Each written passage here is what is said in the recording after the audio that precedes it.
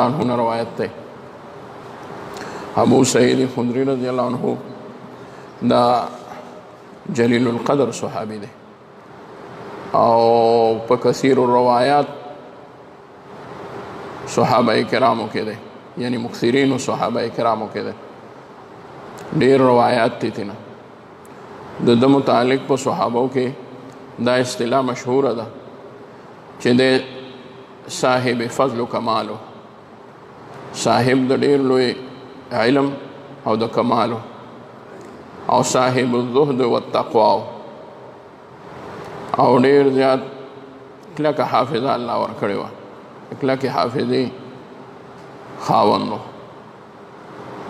او په صحابو کې د وړو صحابه کرامو کې یعنی په عمر باندې په ماشومان صحابو کې د نبی علیه السلام په زمانه حیات کې لکه چې په عزواتو کې به دی په لومبي عزوه کې چې دی شریکېدو عزوه خندق کې نو دی وانهوستو د ماشوموالي د وجې د پلار نبی علیه السلام ته عرض وکړو یا رسول الله سعد چې دی د خپل نوم سعد دی نو سعد د مضبوطو پنډو خاوند دی عمر یې لږ دی خو پنډه یې مضبوطې دي یعنی جنګ کولی شي خو نبی علیه السلام بیا هم دی وانهوسته چې دی ماشوم دی د خپل نوم سعد دی د پلار نوم مالک دی او د نیکه نوم سنان دی نو سعد بن مالک بن سنان خو دی د خپل نوم نه سیوا په خپل کنیت باندې مشهور دی ابو سعید خدری او خدری چې دی نو طالبان پې پوهېږي خای معجمه ده خدری کې دا لومبنی خا چې ده کوم لومبنی ټکی چې راغلی دی خا نو دا خای معجمه ده او دال محمله دی خدری هغې په سکون سره به دا استعمالیږي خدری به نی خدوري به هم نی خدری به هم نی بلکې ابو سعید خدری دا به سکون راړي دال باندې سکون دی او خا چې ده نو دا معجمه ده او په هغې ضمه ده خدری هم نه دی خدری هم نه دی خدری هم نه دی خدیری هم نه دی او خدری هم نه دی بلکې خدری دی ابو سعید خدری رضی الله عنه خپل نوم سعد دی د پلار نوم مالک دی د نیکه نوم سنان دی نیکه اسلام نه دی راوړی سعد او مالک صاحب دواړه پلار او زامن دا مسلمانان دی او انصاري دی د بني خدر قبیلې سره تعلق ساتي د سنان په نوم باندې یو بل صحابي هم شته چې الله پښتنو ته دا سعادت ورکړی دی چې د هغوی په ځمکه باندې هغه دلته کې آرام فرما دی سنان بن سلمه رضی الله تعالی عنه کوم ته چې اصحاب بابا ویل شي پېښور کې دی نور خلک یې نه مني نور خلک وایي دا وایي مشکوک دی چې دا دی او که نه دی مونږ و بل زیارت ته ولې د پیر بابا قبر ته ولې چا صحابي قبر نه دی ویلی د حضرت جي بابا قبر ته ولې چا د صحابي قبر نه دی ویلی بل لا نور اولیاء الله او قبرونه دي هغې ته ولې چا نه دی ویلی او دا نوم ورته ولې چا اخیستی سنان بن سلمه د باقاعده د صحاح ستو یو راوي هم تېر شوی دی او صحاح ستو کې د ده نوم هم شته او د هغه په نوم باندې هلته مدرسه هم شته زموږ د دیوبندي مکتب فکر اصحاب بابا ورته وایي اصحاب بابا پېښور کې نو اصحاب بابا څوک وایي چې دی کې ګڼ صحابه نو ځکه ورته اصحاب بابا وایي خو زه وامه چې نه یو صحابي و خو پښتانه چې دی نو صحابي ته اصحابي وایي اصحابي نو دی چې کله د ده نوم مشهور کړو نو بیا یې ورته اصحاب بابا وي چې هغه اصحاب بابا چې دی نو دی وجې دی په دې نوم باندې مشهور دی دلته زموږ په کلي کې یو زیارت دی د میاګانو صاحبانو نیکه دی هغې ته حفیظ شهباز بابا وایي حفیظ شهباز نو حفیظ نه دی دی حافظ شهباز دی حافظ شهباز بره جومات چې زمونږ د حضراتو او د استاجي د مقبرې نه راښکته کوم جومات دی په مقبره کې نو د دې شاته وګوري بنده نو هغه زیارت دی د میاګانو صاحبانو لیکل نه حافظ شهباز نه خلکو حفیظ شهباز جوړ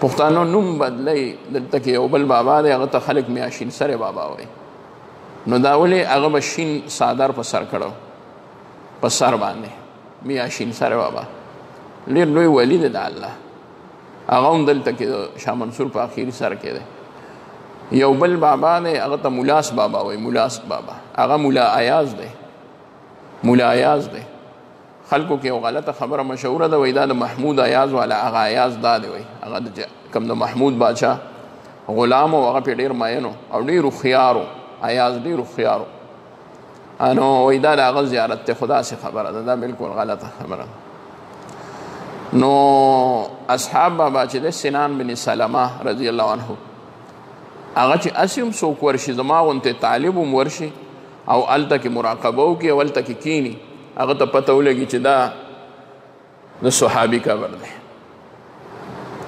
هلته مرغۍ هم ډېرې په احتیاط باندې نارې وایي چغې وایي ډېر لوی د ادب مظاهره کوي هلته کې ښځې نه وي نو دا نه ده چې کوم زیارتونو کې ګنې ښځې دي نو هغه د الله ولی نه وي خو د رستو خلکو پورې موقوف ده خو الله رب العزت اکثر او بیشتر خپل اولیاء الله او د داسې قسمه خبرو نه بیا ساتي چې کله کشران لږ غونتې عموها اهتمام کوي نو هغوی بیا داسې قسمه کار نشي کولی څوک په سند کې موږ په زیارتونو ګرځېدو بللاو زیارتونو ته لاړو ټاټا خو ډېر لوی مرکز د علم تیر شوی دی په هغې کې د ډېرو لویو اولیاو قبرونو خو یو قبر ته موږ داسې لانړو چې موږ زیارت کړی وی او لږ په ارام کې ناستلو ښځې وي او طواف یې کولو او څه کول او هغه پنجابیان او هغه سندیان چې په خانه کعبه کې دومره شور کوي حرم شریف کې چغې وایي او بې ادبی کوي هغوی دلته زیارت کوي د بابا به داسې ناست غلي تا به وي دا خانه کعبه ده او هغه د بابا زیارت و داسې قسمه دلته به دومره خیال خو ښځې به ډېرې وي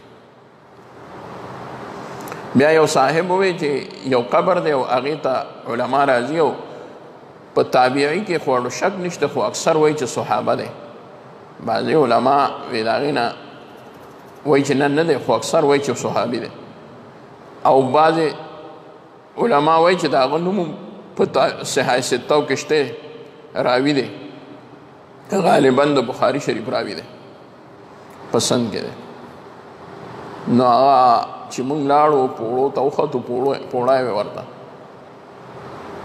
نو بس ما لا دوا نه وه شروع کړې ما دی ته وي قسم درته خورم دا د صحابي قبر په ټول سند کې تاسو داسې خوشې قبر لیدلی دی چې هغې ته اړو څوک راځي نه ما چې دا نه راځي ورته دې کې څه چل دی الله ورته نه راپرېږدي هر څوک ورته خدای نه راپرېږدي نو هغه د صحابي قبر دی په سند کې او په پښتنو کې دا د پېښور د اصحاب بابا چې دی زه ورته تللی یم لوی قبر دی نو څوک وایي چې د اصحاب بابا ورته ځکه وایي چې ډېر صحابه وایي چې اوږد قبر دی نو په دې کې ډېر مړي دي ما ورته وی نه دا وجه نه یو خو پخواني جسمونه ډېر زیات لویو ډېر او دویمه دا چې هغه قبر یې په قبله په نور خاته دی ښکاري داسې چې قبله په نور خاته نه دا قبله په نور خاته نه دی دی داسې خو چې د مینې نه نور هم جوړ کړی دی نو داسې ورله هم ښه مدیدار طول ورکړی دی نو په داسې هم جوړ کړی دی نو هغه داسې پاتې شوی دی او داسې خدای پاکه ما دې ته مونږ کینو څنګه ما نه خو ما چل هېر شو ځکه چې مونږ قبر خواته ورشو نو قاعده دا ده چې مراقبه بنده کوي نو خود به قبلې ته شا کې هغه صاحب ته به مخکې که روزه مبارکه هم د نبي علیه السلام روزې مبارکې هم آداب دا دي چې قبلې ته به ستا خامخا شا راځي دا د بې ادبۍ په نیت خو نه خو چې نبي علیه السلام ته سلام کوي نو هغه خو به داسې کوي لکه نبي علیه الصلات والسلام ته نو شا به دې خامخا قبلې ته راځي نو دغه قبر چې دی دا د سنان بن سلمه دا صحابي دی او په پېښور کې دی او که څوک یې نه مني نو خود به یې نه مني هغوی به وایي چې دی زموږ په صوبه کې ولې نه دی که پنجاب یې نه مني سند یې نه مني بلوچستان یې نه مني نو هغوی به وایي چې دی زموږ په صوبه کې ولې نه دی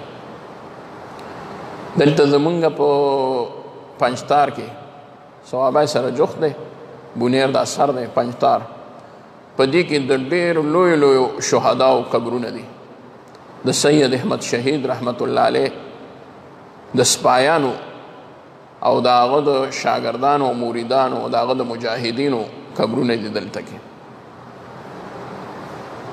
او هغه خو ظاهره خبره د پنجتار کې سید احمد شهید رحمت الله علیه او شاه اسماعیل شهید رحمت الله علیه هغه شپږ کاله حکومت کړی دی.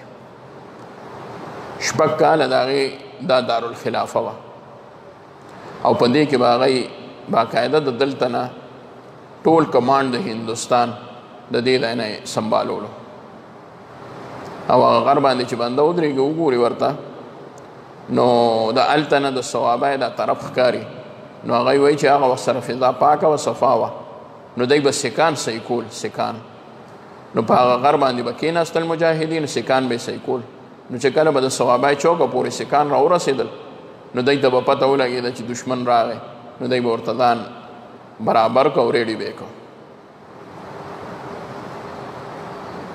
هلته کې یو قبر دی نو هغه قبر باندې لیکلي دي چې حافظ عبدالرحیم ولایتی رحمت الله علیه دا د سید احمد شهید رحمت الله علیه د لښکر عالمو او مفتیو او د حاجی امداد الله مهاجر مکی رحمت الله علیه د پیرو حاجی امداد الله مهاجر مکی رحمت الله علیه د نور محمد جنجاوی رحمت الله علیه نه خلافت ورته ملاو او د نور محمد جنجاوی رحمت الله علیه ته د حافظ عبدالرحیم ولایتی رحمت الله علیه نه خلافت ملاو.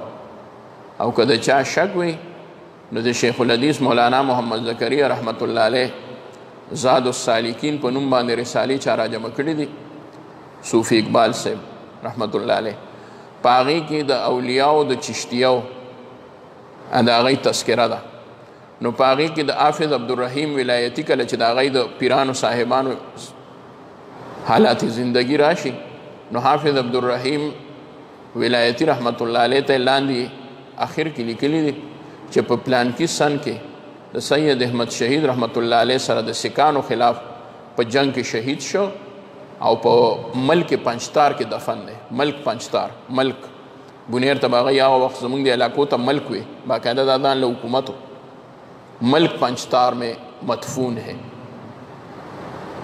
نو په دې موږ سره د نوخار بعضې علما یا لوی لوی مشران هغوی وایي چې نه د هغه قبر چې دی نو هغه په نوخار تورو کې دی د تورو په میره کې دی. تورو خو راځي مردان کې خو دغه ایریا یې په نوخار کې راځي تقریبا خو بیا هم تورو مردان کې راځي هغه ته سنگر بابا وایي هغه ته سنگر بابا وایي. نو هغه هم حافظ عبدالرحیم ولایتی رحمت الله علیه دی خو بعضې د هندوستان علما رالل نو هغوی ته چې هغه ځای وخو نو هغوی هلته لړل هغوی بس خپلو کتابونو کې ولیکل وی په تورو مردان کې هغه دفن دی. اوس که موږ ورته چغې وو چې په پنجتار کې دی نو هغوی وایي نه هلته هم یو قبر شته. ما بیا خپل ورور ته ووی لالاجي ته مفتي صاحب ته هغوی چې هغوی هم هغه ځای ته تللي دي هم دلته تللي دي د افریقي علما چې راشي د هندوستان علما نو هغوی هلته هم ځي دلته هم ځي. نو مفتي صاحب هم دا رایه ده چې هغه دلته پنجتار کې دی. مولانا سمیع الحق صاحب رحمت الله علیه به ډېر کلک په دی چې هغه په تورو کې دی سنگر بابا او مشهور هم د هندوستان په علماو کې دا ده چې دا سنگر بابا چې کوم دی په تورو کې نو دا حافظ عبدالرحیم صاحب دی. او هغوی د هغې دا دلیل وایي چې نفیس الحسیني صاحب وایي چې دا دی ما ته مراقبه کې به معلوم شو. نو بیا زموږ مفتي صاحب وایي چې زما خپل دا خیال دی چې دا کم پنجتار کې دی خو ډېر زیات د اطمینان والا زیارت دا هم دی ناشنا بنده ته پکې سکون او اطمینان وي.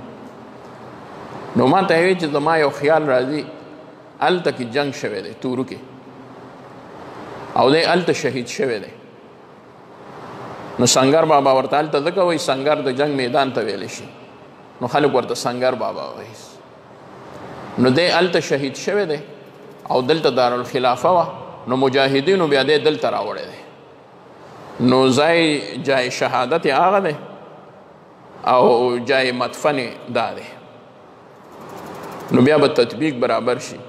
هلته یې سلې دی پښتانه ورته سلې وایي سلې نو په هغه سلې باندې هم هغوی قبر جوړ کړی دی او صحیح قبر یې دا دی پنجتار کې. پنجتار کې د هغوی ډېر لوی آثار دي د پنجتار خلکو ډېر لوی حمایت کړی دی. بونیر خلکو د سید احمد شهید رحمت الله علیه ډېر حمایت کړی دی. ورسره یو ځای جنګېدلي دي د سکانو خلاف. دلته زمونږ د علاقو بعضې خانان سکانو سره یو شوي او د مسلمانانو خلاف جنګ شوي سازشونو کې شریک شوي دي. بعضې خانان خوانین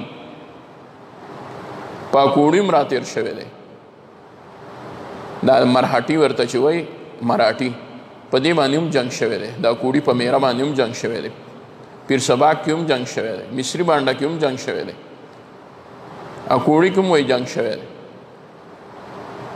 خو د دکه د خلکو متعلق راځي چې خلکو ورسره ښه کومک کړی. خو بعضې کسان داسې وو چې د بل د قوانینو او هغوی دغه ځای کروانې کړی دی. خو د پنجتار خانانو چې دی نو سید احمد شهید رحمت الله علیه حمایت کړی دی. نو د دې ځای خانان دی ته ما وې تاسو وګورئ د هغوی اثر دی پې. د پنجتار خانان چې ورشئ نو چېرته به پکې څوک د بېدینۍ په لارو نه ویني. ټولو ښایسته ښکلې ګیرې او 4 میاشتې لګېدلې او علما دي پکې زموږ پکې ملګري دي. علما سردار علي مولوي صاحب زموږ یو ملګری دی پکې. هغه خانانو کې دی. دکه ټول کلی د خانانو دی. دا چې بنده د دې اوبو نه پورې ورشي نو یو خو هغوی ډېر ښایسته دي. ما دی ته وې ما د دی رنګونه نه دي بدل شوي. دا د سید احمد شهید رحمت الله علیه ملګري پاتې شي. بوډاګانې دي چې بنده وایي ګورم ورته دومره ښایسته ښکلي بوډاګانې دي او دومره میلمه دوست خلک دی چې تا به دکه شان نه راپرېږدي. او دی ته مې وې ګوره د دې ځای څه مشهور دي. 2 څیزونه یې مشهور دي. یو یې ګلونه ډېر مشهور دي. ګلونه پکې ډېر ښکلي کېږي. یو یې مالټه ډېره مشهوره ده. مالټه یې دومره اعلی مالټه ده. دا هم د سید احمد شهید رحمت الله علیه د هغه پاتې کېدو برکت دی چې د دې ځای میوو کې هغه خوږوالی د نور ځای په میوو کې هغه نشته چې دلته کم دی. دغه ځای کې به باقاعده هغوی چې کوم ځای اسونه لامبول هغه ډنډ اوس هم شته. کوم ځای به چې سید احمد شهید رحمت الله علیه اسونه لامبول او مجاهدینو نو دا چې بنده د بونیر ته د چنګلای په روډ باندې ځي او د غورغوشتو د بازار نه واوړي نو دې پله چې وګوري اوبه دي. اوس پکې راته ښکاري څه هغوی عیدګاه جوړه کړې. دې ځای کې د سید احمد شهید رحمت الله علیه په وخت کې عیدګاه وه. اختر مونځ به دی دغه ځای کو. ما هغه د هغه د علماو ته وویل تنظام جوړ کړئ دلته ما اختر مونځ شروع کړئ. نو هغه د اوبو په غاړه باندې به هغوی اسونه لامبول او پورته به ترېنه خپله غسلې کولو. د هغه ځای خلک وایي چې سخت اوړی راشي او بالکل اوبه وچې شي بره او ښکته نو دا ټولې اوبه بالکل مکمل وچې شي. بیا تش غرګي مونږ پکې بیا دکه شنځو رازوې مونږ پکې هم تللي یو. خو چې کوم ځای کې به مجاهدینو خپله غسل کولو او کوم ځای به اسونه لامبول د الله شان دی. په هغه ځای کې چرې په اوړي کې اوبه نه دي وچې شوي. بس همیشه هلته کې اوبه او چینې د هغه ځای نه راوځي. د مجاهدینو ډېر لوی برکت وي. بیا د دلته نه ورسره څه سازش پې یو شو. سید احمد شهید رحمت الله علیه او شاه اسماعیل شهید رحمت الله علیه هغوی لاړل. هغوی بالاکوټ ته لاړل او په بالاکوټ کې بیا شهیدان شو. موږ بالاکوټ ته هم د هغوی زیارتونو ته ځو. بیا هلته کې د سید احمد شهید رحمت الله علیه او د شاه اسماعیل شهید رحمت الله علیه قبرونه دي. او د شاه صاحب قبر چې دی نو هغه 2 ځای دی. یو پورې دی یو راپورې دی. چې بنده ورشي یو د بازار په ویښ کې یو زیارت دی هغې کې دی. یو چې بنده په پل باندې واوړي د اوبو نه سیند باندې پورې شي. دا دغه سیند باندې دغه پل دی دا تختو والا دا خودي چې نو هغې باندې چې بنده پورې ورشي نو هلته بل قبر دی. مونږ تپوس وکړو دا 2 قبره ولې دي. وی دا یې سکانو سر کټ کو نو بیا یې وړو تختو یې هغوی ته دا یو دغه عجوبه وه چې مونږ داسې سړي سر راړه چې داسې باړو چا څوک شهید کړی نه وي العیاذ بالله. نو چې بیا یې بر سر وړه نو مجاهدین ورپسې شو نو هغوی وتښتېدل او سر ترې پاتې شو سر مبارک د شاه صاحب. نو هغوی بیا هلته مجاهدینو دفن کوي. یاره دا بې حرمتي ده چې مونږ د دلته نه دی وړو. نو هلته یې د سر قبر دی او دلته یې د تنې قبر دی. دواړه قبرونه په بالاکوټ کې موجود دي. تاریخ مې ځکه د دې د وجې ووې بعضې خبرې مشهورې شي هغه یو شان وي او کېږي بل شان. خو به هر حال دا د سنان په نوم باندې ما ووې چې سنان بن سلمه دلته کې د پېښور کې او سعد بن مالک بن سنان چې دی نو دا د نیکه دی خو د اسلام نه دی ثابت یعنی دی مخکې مړ دی ابو سعید خدری د کنیت دی دا زموږ چې کوم روایت او حدیث دی د په خپل کنیت سره ډېر مشهور دی مشهور ما تاسو ته ووایي صاحب علم و فضل صاحب فضل و کمال ډېر حدیث دی نه روایت دی بنو مستلق غزوه کې هم شریک شوی دی غزوه خندق کې هم شریک شوی دی او د 14 کالو عمر و بیا شریک شو او نبی علیه السلام فرمایل چې دی وړوکی دی نو هغه وخت کې و دی د مشهور صحابي قتاده بن نعمان رضی الله تعالی عنه اخیافي رور دی اخیافي ما شریک دی ابو سعید رحمت الله رضی الله تعالی عنه فرمای چې زما پلار چې ونو د احد پر ورځ باندې شهید شو په احد کې شهید شو چې احد کې شریک شو او بیا شهید شو نو تک شان پاتې شو نو ورته مال ته نه پاتې شو نه ته سجدات پاتې شو نه ته مونږ ته باغونه پاتې شو تش تور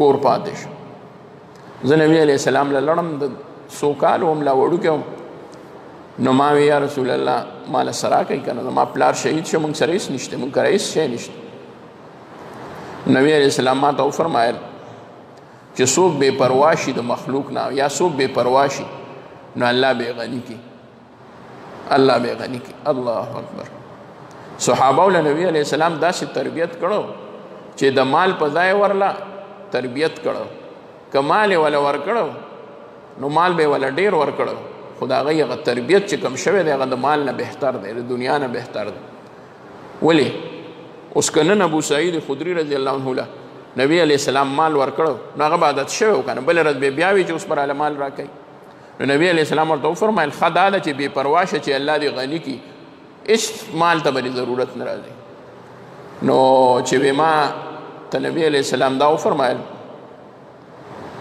او ورسره دا مو فرمایل چې څوک پاک دامنه ځان طلب کوي چې پاک دامنه شي نو الله تعالی بوله پاک دامنی ورکی بس ما وی دا خو نبی علیہ السلام تا ته وې نو ما په زړه کې وې چې بس دا ما ته وې دا غینه رستو ما بیا سونو غختل بیا د وفات شوه دی په 474 هجری کې وفات شوه جنت البقیع کې د دفن دی او د قبر لا الحمدلله چې زور شمنو د قبر ښکارا دی د نوم پینه دی لیکل خو مشهور قبر دی الله نو دا قبر ته ډیر وخدري ډیر وخدري و امیاد نبی علیہ السلام صحابي تابع نبی علیہ السلام ته څومره کتلی نو د نبی علیہ السلام قبر مبارک خو مونږه مخامخ نشو لیدی خو هغه خاورې لیدلی شو چې د هغې دننه هغه څوک پراته دي چې هغې په خپلو سترګو نبي علیه السلام یو ځل نه په شلګونو کاله رده شپه کې لیدلی دی ابو سعید خدری رضی الله عنه قبر چې دی جنت البقیع ته چې بنده ور داخل شي ورشي انو چې څنګه په لاره باندې مخامخ تیریږي نو د حضرت امام مالک رحمت الله علیه قبر راشي او ورسره دی خو ابو سعید خدری رضی الله تعالی عنه قبر دی داسې ورپسې بیا نور قبرونه دي د حضرت نافع رحمت الله علیه قبر دی اوس رانهیر دي نور قبرونه هم بعضې ډېر زیات نمایه دي د حضرت عثمان رضی الله تعالی عنه قبر دی نو د ابو سعید خدری رضی الله تعالی عنه قبر دکه ځای کې دی او د متعلق پرون چې موږ ته کم درس کې تیر شو اختلاف چې کم دی نو چې برید به بعض صحابه کمو او بعض به هغه به کټ کول نو دی په هغه صحابه کې چې د به بالکل ویخ کې برید کټ کول برید دی په ویخ کې کټ کول الله اکبر څه خوند دی کو د هر یو صحابي ځان ځانله او سبالین به نه پرېښودل سبالین دې ته وایي دې ته سبالین وایي په دې موږ یو درس کې جوړ باس خبره کړې وه خو سبالین ما نه وویل یاسې مې ویلو چې دا د بعض علماو په نیز باندې یا به کېدای شي زما بل وخت کې یادي بله دا چې د به ګیرې له زیړ حجاب ورکول زیړ رنګ به یې وله ورکول لکه نکري دي چې څنګه وي داسې به یې وله ورکول ډېر جلیل القدر صحابي د نبي علیه الصلاة والسلام ورته ډېر زیات مناقب یې فرمایلی دي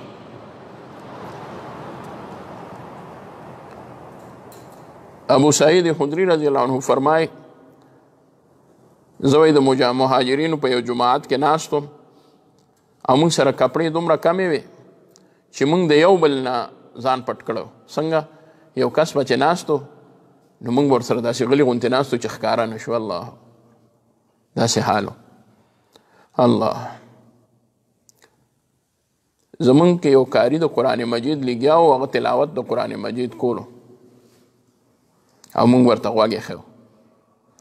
نبی علیه الصلاة والسلام فرمایل چې ټول تعریفونه د الله دپاره دي، الحمدلله، چې زما په امت کې داسې خلک پیدا کړل چې ما ته یې د هغوی سره د ناستې حکم وکړو. زما په امت کې الله داسې خلک پیدا کړل چې ما ته د هغوی ته د ناستې حکم الله تعالی وکړو چې د هغوی سره کښېنه. څنګه دی؟ په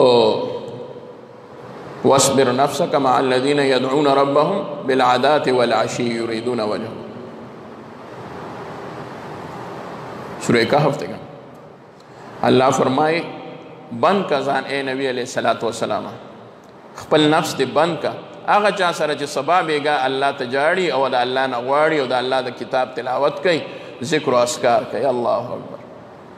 یعنی د صحابه هغه جماعت چې هغه طالبانو او قاریانو او حافظانو، الله نبی علیہ السلام ته حکم کوي چې هغه سره کېنه، هغه سره کېنه او ځان هغه سره پابند کا. الله اکبر. نبی هغه زمونږ په باره کې دی. نبی علیہ السلام فرمایل ما ته د دې ډلې باره کې ویلې شوي دي. بس نبی علیہ السلام موږ سره کېناستو، موږ ټولو ته نه دایره جوړه کړه، یو دایره حلقه مو چې جوړه کړه کېناستو او د ټولو مخ نبی علیہ السلام ته راغی. دا حدیث یاد ساتئ، دا حلقه چې ده د طالبانو، دا د صحابو نه ثابت ده. نو حلقه به ګورئ، خیال کوئ حلقه به څنګه جوړوئ؟ حلقه به دایره نه جوړوئ. دایره چې وي نو هغه غونډه وي، بالکل. حلقه به دایره نه جوړوئ، حلقه به داسې جوړوئ لکه اوس چې داسې استاد ناست وي یا شیخ ناست وي، د هغه د دې طرف نه شروع شي او د هغه په دې طرف ختم شي چې د ټولو مخ هغه ته راځي، چې د هغه چاته شا نه راځي او نه هغه ته د چا شا راځي. اوس چې دې خوا څوک زما شاته ناست وي نو زما ته به اشاره راځي، چې دې پله چا مخ کړی نو ما ته به اشاره راځي، چې دې خوا نو زما به ورته اشاره راځي. دې ته حلقه وي چې دایره وي. زه طالبانو ته وایم ښه حلقه څه ده؟ ښه حلقه د چا په شان جوړه کوي؟ لکه د ختیم په شان. ختیم نه دی، ختیم د خانه کعبې ته چا یو طرف ته چې کوم دیوال دی نو هغه داسې دی که نه؟ داسې. نو د ختیم شکل چې دی نو دا د حلقې شکل دی، بس دکه شان شکل به جوړی. دې ته وایسو طالبانو ته ما وی دی یو اصطلاح ده او زموږ طالبان نه چې علما ورته هم که فکر وکړي نو هغوی به ډېر په ګرانه باندې دا مسله حل کړي، الا ماشاءالله چې دې شاګرد ته شاګرد ولې وایي، دې شاګرد ته شاګرد ولې وایي. ما طالبانو ته وی چې دا د فارسی ټکی دی او دا موږ ته لالاجي ویلو، وی دا د فارسی ټکی دی. شاه ویلی شي بادشاه ته او ګرد ویلی شي چاپیره ته. نو دا هغه څوک دي چې د بادشاه نه چاپیره ناست دي، بس د بادشاه وزیران دي. استاد بادشاه دی او دی یې وزیران دي، شاګردان دي. نو شاګرد ته شاګرد د استاد په وجه ویلی شي. الله اکبر. لکه د طالب خپل حیثیت دا دی چې د طالب نه استاد لرګي نو د دې هېڅ حیثیت نه پاتې کېږي، ځکه د خپل نوم ختم شو. طالب خو ورته ځکه وایي چې طلب کوي، خو شاګرد ورته ولې وایي؟ نو شاګرد ورته ځکه وایي چې دی د بادشاه نه چاپیره ناست دی. لکه چې څوک وایي هغه پیر صاحب سره نی ګرځي، هغه مولانا صاحب سره هغه کس نی، نو د چا په نسبت یې پیژني؟ د مولانا صاحب د پیر صاحب په نسبت یې پیژني. هسې که ته ورته ووایې نو یاره هغه هر وخت ورسره نی. نو طالبان به همیشه د استاد نه چاپیره ناست دي، پته ولګېده. نو دا د کلاسونو دا ترتیب چې کوم دی نو که چېرې حلقه ډېره وي نو ښه ده، خو دا ښه ترتیب نه دی چې داسې ناست دي.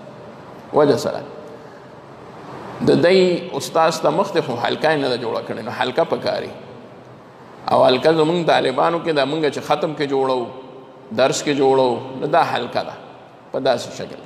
اوس دی د دې کانفرنسونو دا کرسۍ هم د کشاني خي راته ښکاري ده، ګول میز کانفرنس ورته وایي که څه نو هغه داسې کرسۍ، داسې کرسۍ.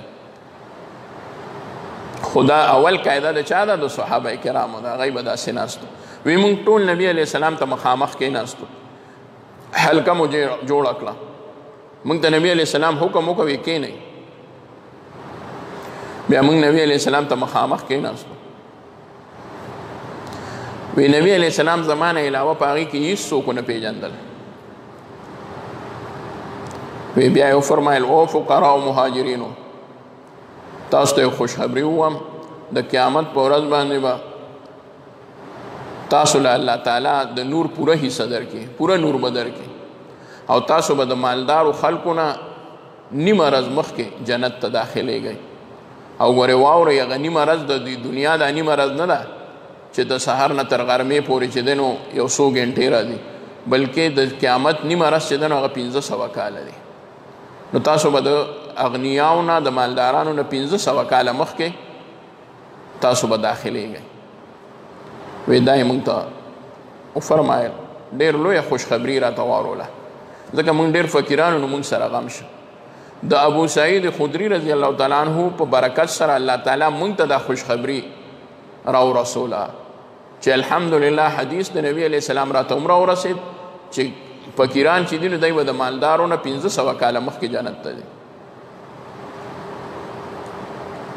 دې کې ګوره خیال کوئ، بعضې خلک وایي چې دا مالداران غریبانان ډېر بدبخته دي چې دی به 500 کاله وروستو ځي. نه، که مالداران صحیح مالداران وي او د هغوی تجارت صحیح وي او هغوی سخا هم کوي او هغوی په دین کې خپل مال خرچ کوي، نو نبی علیه السلام فرمایي ریښتونی تاجر چې دی دی به په قیامت کې د انبیاو علیهم السلام سره وي. د دوی بیا ډېر فضیلت. فقراو له دا 500 کاله مخکې دا تلل ولې دي؟ د دوو وجو نه دي. یو د دې وجې نه چې دی سره به مال نه وي نو حساب به ترې څه کېږي. تپوس خو دا ګورئ چې په دې ایرپورټ کې چا سره ډېر سامان وي هغه به الله وخت حساب وي، او چې چا سره صرف خپل بیګ وي د دوبۍ نه اکثر خلک په آوټ باندې راځي، هغه ورته وایي دکه شانې بس را رخصت کړي، کینسل کړي ورته. او غریب سره سوي هم نه، نو هغه یو بیګ راغستی را روان هغه د ټولو نه مخکې راوځي. نو په دې کې خو ښه شه که نه، د ټولو نه مخکې راووته. نو یو خو د مال له وجې چې د سره به حساب کم کېږي، دویم د څه د وجې؟ د تسلی د وجې. الله به فقراو له تسلي ورکړي چې په ما مو ایمان راوړی او نبي علیه السلام اخري پیغمبر مانو، نه مو د ما نه شکایت کړی دی، نه د نبي علیه السلام د امت نه وتلی. راځئ زه به تاسو له د دې په بدله کې 500 کاله مخکې دخول د جنت درکړم. دا به یو انعام شي، انعام خصوصي پیکج ورته وایي که نه، دا به خصوصي. او دې کې یو پروټوکول هم دی،